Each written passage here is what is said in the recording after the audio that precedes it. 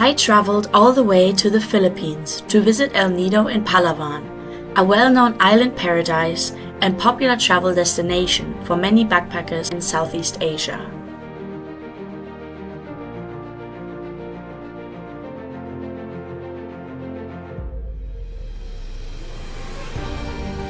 But is everything always as beautiful as it seems? I would say that's clean.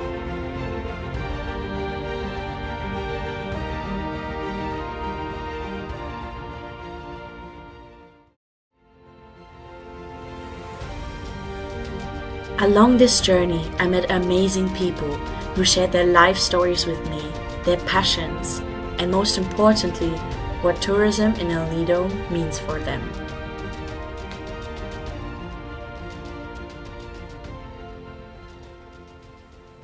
I'm Arvin Acosta, so Tourism Operations Officer too. And we also train the community to design their own tours, design their own festivals, and also we train them as tour guides, heritage tour guides, so they can have income and at the same time they will have time to appreciate their culture and their heritage sites. Yeah, we already broke the 500,000 Oh wow. mark Yeah. for tourist arrival last January. So it's the first time that our annual arrival reached 500,000. Yeah. By the way, Filipino is 40% Okay. of the total market. Yeah. Then the United States is, sends most of the tourists, Yeah. and followed by France, then Spain and United Kingdom.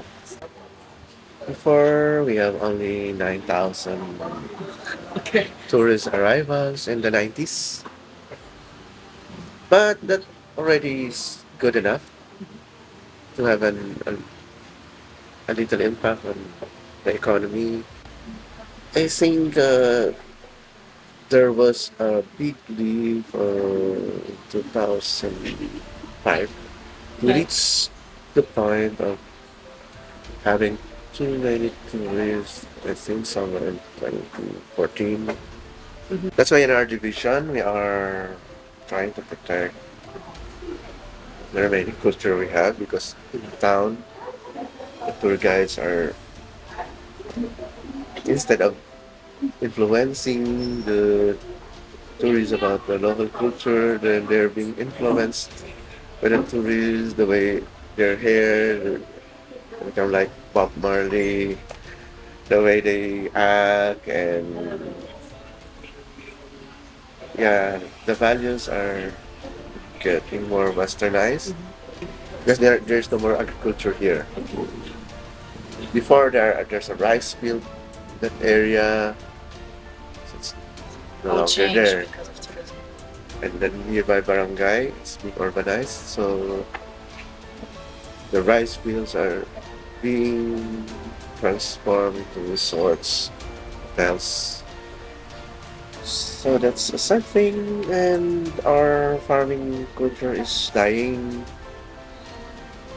Fishing culture also.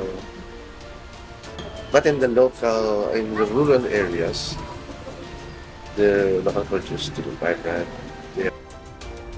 So I wanted to hear from one of the locals firsthand how tourism changed his life. So my name is Win, one of the submariner instructor. I'm living here in El Nido. So El Nido is almost nothing. Just only few tourists in this time. So not really touristic. Not very much building around El Nido. So El Nido, I would say, this very normal family or normal life. Yeah. That's what we have in El Nido. I would say before I was like, the life is very easy life. very natural. So we can do fish here in the front. So there's so many fish around, lot of turtles. And it is like paradise. Paradise before. I love El Nido very much. Yeah. So when you're going out, outside, the island's beautiful. The corals are amazing corals. A lot of fish around.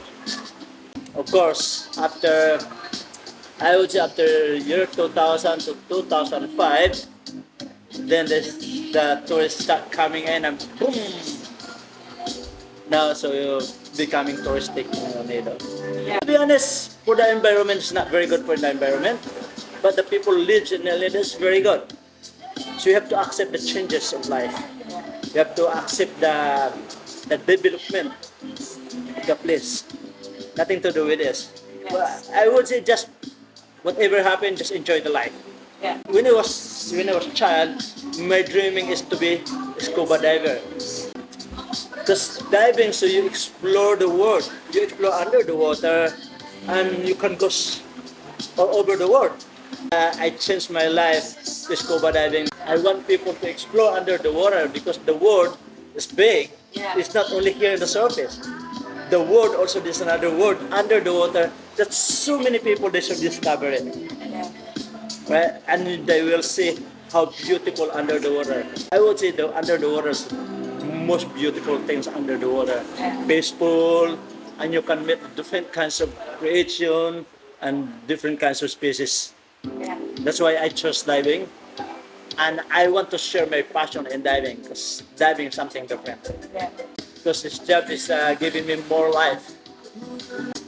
Why you should try to scuba diving? Someone's never tried. Number one is the hidden paradise is under the water. Number two, under the water, you are not doing it every day. Yes, so just occasionally. Next is, under the water, there's so many life under the water that we have to explore. Under the water, the landscape's amazing, the colors are amazing, that we have to discover ourselves. Not only like watching the movie, watching the television, in your eyes. Yeah, in the front of you, you can see the real life under the water. And I met someone who Win got to share his passion with. My name's Jordan. I'm from Australia, and I'm here in El Nido doing a diving course. Just finished my open water. Philippines was always on my list. It's not too far from home, and yeah, it's always just been a beautiful place that I've wanted to check out for myself. So it was everything I hoped for and more. So yeah, it was really incredible. I went on my own little journey together with Jordan and the submarine divers to discover the underwater world with my own eyes. And what an incredible experience that was. A big reason I wanted to do it was to then move on and dive to like volunteer and clean up the reefs in the Philippines and across Southeast Asia, trying to like clean up the reefs with the certificate. So that's huge on my list. The more education people can have about being in the water, the more it protects the environment itself. So scuba diving is a really awesome avenue for that. Yeah. Before, even the shallow area, the corals are missing. But when the touristics change, because we cannot control the people around, so everybody throwing the anchor to the reef and destroy the reef. So, and another thing is the climate change. And of course, another enemy of the corals is crown of thorn, which is we collect last time. So we collect every day because during pandemic, nobody collecting it, the crown of thorn, and kill a lot of corals. So when the operation started, and then we collect the crown of thorn, so many. I would say we collect like 1,000 kilos of crown of thorn. This crown of thorns kinds of starfish, which is one of the coral's predator. So they sip the coral polyps and they kill a lot of corals. But still, in the deep, when you go a little bit deeper, it's still beautiful. So I would say the corals now they start recovering again. So hopefully in a few years, they fully recover. But some of the corals already start to recover again. We try. Yeah. To avoid putting the anchor in the reef, and of course collecting the garbage. So that usually we are doing. Sometimes it's a fishing line or fishing net, so that's what we have to collect it. So you just straight away, like when you're diving Exactly. here, you change it. Exactly. So during dives, that's why I have my pocket in my jacket, so to collect the garbage under the water. I would say everybody must be cooperating to clean up, underwater clean up. Number two, people they should respect the underwater environment.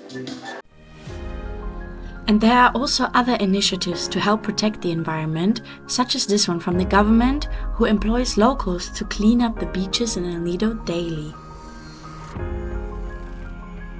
There Why is that? are areas that are not fit for island hopping, and one is a core zone.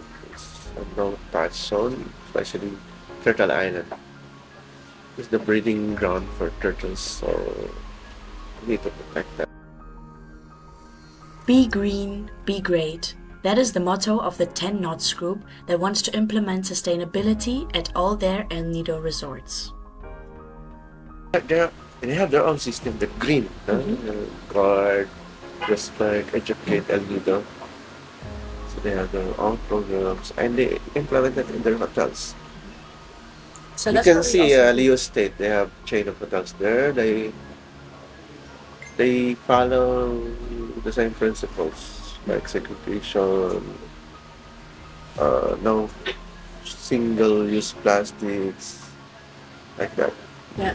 They also invest training. We conduct training for tour guides. So only in El Nido we have the eco tour guiding. So tour guides are taught of the basics of the ecosystem, how it works.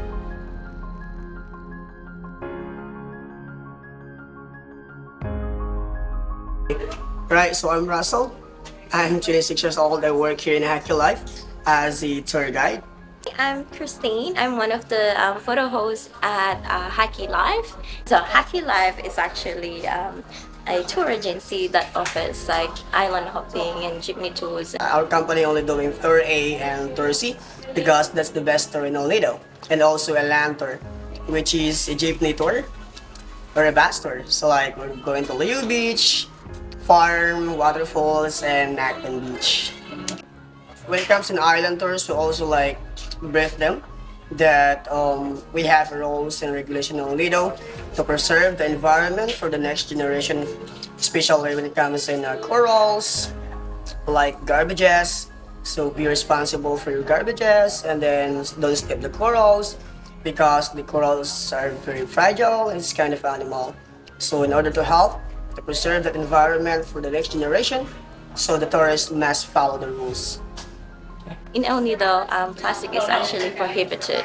So as you can see at some like restaurants or anywhere like in El Nido, they don't provide plastic bags. They mostly provide like paper bags instead that are recyclable and eco-friendly. We always tell guests to not leave trash everywhere and to take everything they have with them. Our actually main goal at Hacky Life is to turn strangers into friends. So me myself was a guest and actually did the tours beforehand and before I actually worked for Hacky Life, and I made so much friends all over the world and they became my lifetime friends. So that's who I wanted to find next on my journey. I wanted to talk to tourists to find out why they chose to come to El Nido and what their experience has been like so far.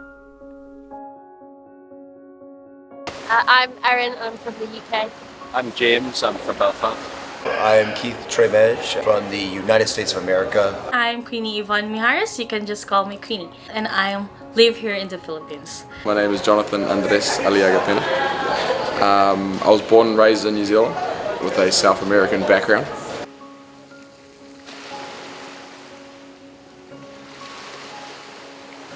We did Tour A, Boat tour so you go to 4 islands and have a look. All good islands. and a lagoon. and we've been to the beach. And we've gone Tried a out to few eat. different beaches. Yeah, we rented a bike, went to a few different beaches. That's mostly what we've done. Gone out to eat. I've liked all the snorkeling here, and the beaches are amazing. If you want a good beach hop, yeah. I'm spending 4 nights in El Nido. This is my last night of my trip, and it's been absolutely stunning with how beautiful it is. Today I took a 45-minute scooter ride out kind of through the countryside. It's very undeveloped. You see these nice rice fields with cows, baby goats, to a kind of Nakpan beach, which was, I mean, just stunningly beautiful. The food is excellent. Don't believe anyone that tells you it's not. It's stunningly beautiful.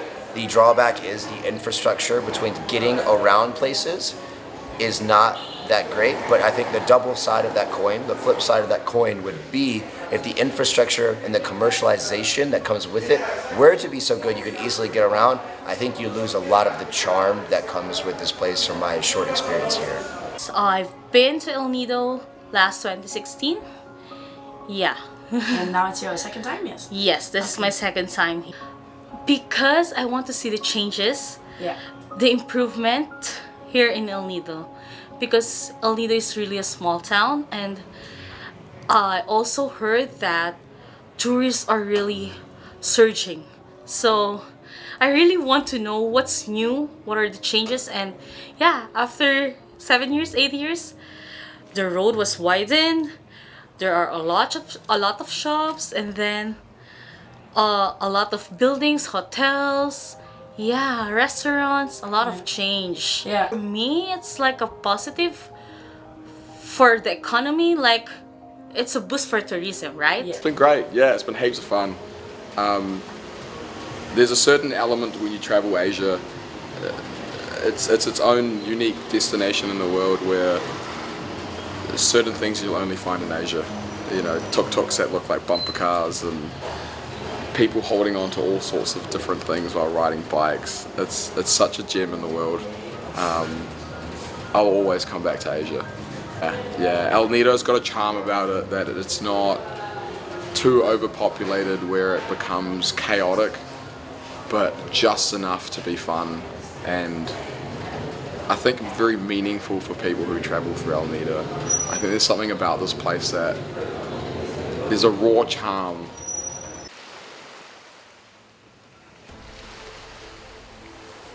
So it's obviously not nice to see a bit of plastic waste on the beach, but I think it's more upsetting when it's like someone's house is just all plastic waste. And I don't live in that waste, you know. If that's where the hostel was, then I could stop and go back to that hostel. But because it's quite defined area, you can just not be in that area. But when you see it, you think... It's more sad because, you know, it affects the locals more than it affects people that are visiting. Like, they keep the areas that tourists are going to be in a lot cleaner. Like, it's clear that they don't have an Like, actually prioritize sustainable that. system. There's no sustainable system for waste management, but they can cover over the cracks. And that's what that reveals. For me, I've thought the pollution is not very bad here, but to be fair, I was in Thailand. The area I was at, Koh Samui, is known for having a lot of kind of garbage on the beach. So the beaches here do seem a bit manicured, and they have someone kind of checking when you come in to keep track of how many travelers they have. But from what I saw, the beaches have been beautiful, and I have not seen like litter in the street or pollution. On the negative side that I saw in here in El Nido is the other changes was not maintained. Yeah, I mean, like for the water issues. Yeah. Yeah, it's still here. It's still the same. That they haven't been resolved. Yes. Yeah. I think here in El Nido, not as much as I've seen around Asia, but yeah, there's a lot of rubbish. Yeah, there's heaps of rubbish around. And for a little bit there, when I first started traveling Asia, I blamed tourists. But the more I travel, and I think with the more idea being birthed of being more sustainable, I don't know if I can completely blame travelers now, because if a country is going to be open to its main income as a tourist destination, I think it has to take a certain amount of responsibility with having a massive influx of people in the country, which means people living a sense of normal life as a traveller. You know, you eat, you drink, you survive with food.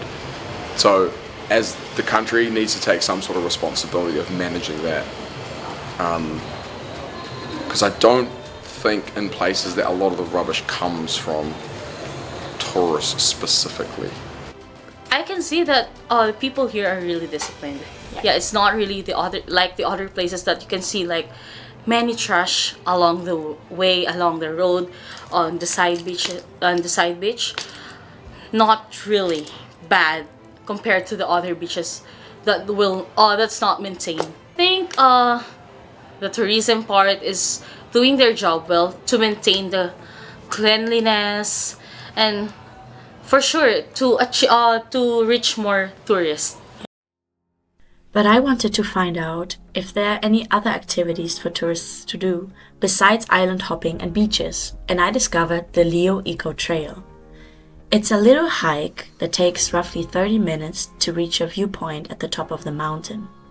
It felt quite adventurous as I was the only one around, and you really feel like you're in the middle of the jungle. Along the trail, there are constant reminders to not leave any trash behind and respect the environment around you, which I thought was really great. Once reaching the top, you arrive at this platform from where you can see Leo Beach and simply enjoy the amazing view.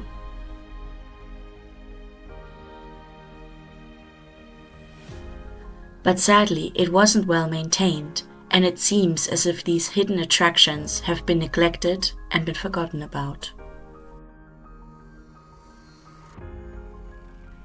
Nevertheless, I would recommend to explore outside of the touristic areas to discover the real magic of El Nido.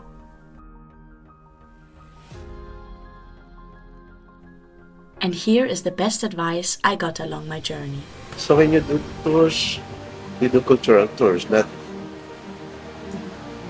like the island hopping here. So that's the attraction of the tourists. They see how to make the coconut wine the traditional way.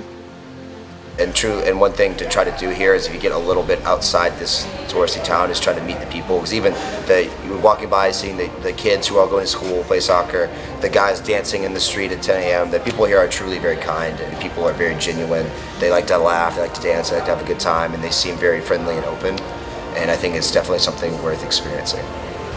It is really beautiful and it has a lot to offer. It is paradise.